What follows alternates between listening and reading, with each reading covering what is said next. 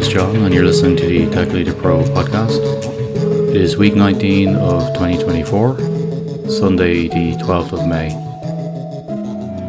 And you're very welcome, guys. Hope you had a nice weekend.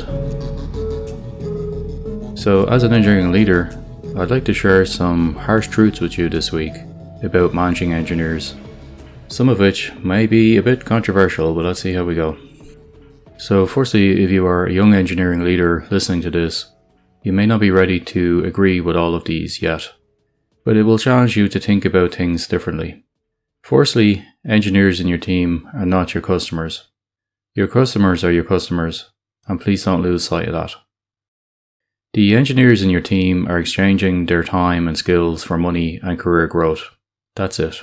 That's all you need to think about. The relationship between you and your team is transactional, and that relationship can end at any time when the following happens. 1, they quit because they found a better opportunity. 2, they quit because they are frustrated. 3, they criticize you publicly or privately. 4, they work to undermine you. 5, they ask to be transferred from your team. And 6, you are forced to fire them for cost cutting or performance reasons. So none of those situations are pleasant for you as their leader, and it can be quite difficult to deal with that on a personal level. But I can say that over the years I've had to deal with all of these situations, and believe me, I've enjoyed none of them. But if you get too emotionally invested, these situations become even more difficult than they have to be. It's important to remember that they are not your friends, your family, or your customers. Your job is to give direction and support, not to make them happy at any cost.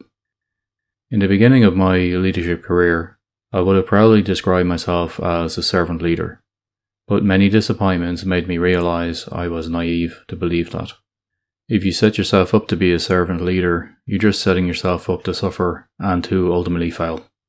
And I had to learn that the hard way, and I hope that by sharing my experience here, that others can learn the easier way, which is via other people's learned experience, i.e. mine. So don't make the mistakes that I make, guys.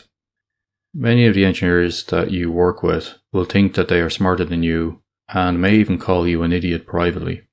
Yet they have no experience in leadership, politics, and setting business priorities, but think writing code is harder than all of that. The best ones get it, but they are rare.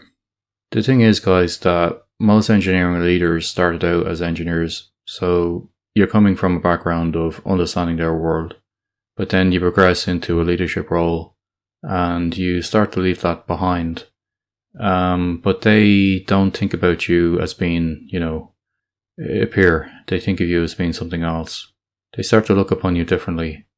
And if you're not careful, it can become a very us and them situation. It can become a bit, it can become a bit confrontational, and obviously that's something to be avoided, and it's very unhealthy.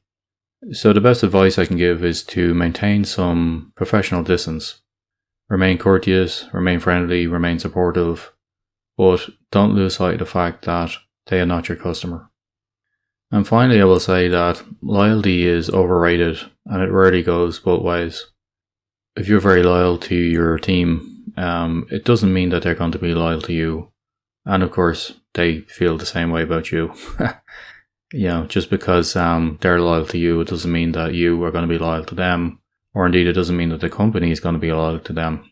Let's be honest about it. As an industry, we're going through a rough phase, and a lot of people are sadly being let go for cost-cutting reasons. So always remember that, whether you're a single engineer or whether you're an engineering leader, loyalty is not necessarily going to be rewarded.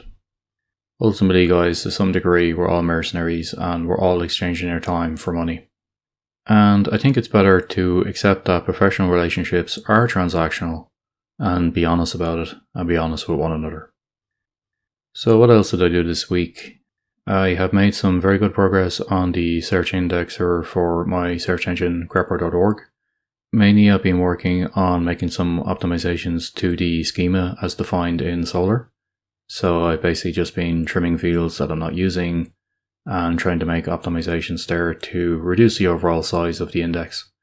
The engine itself is up to 4.5 million web pages indexed, which is good. Obviously, I hope to increase that and ultimately get to tens of millions over time. In terms of media that I'm enjoying this week, I've been watching the remake of Shogun on FX. If you are old like me, you will remember that this was made before in the 1980s, starring, I believe, Richard Chamberlain. That was absolutely amazing. So the new version is also amazing. I think it looks beautiful. I'm really enjoying it. I think the costumes and the scenery is superb. And ultimately, it's kind of a scene-for-scene remake of the original series from what I've seen so far. I'm about 4 episodes in. But I would still recommend it. I think it's amazing. It's based on a very famous book by the same title, so if you're interested in Japanese medieval culture, I would definitely suggest taking a look at Shogun.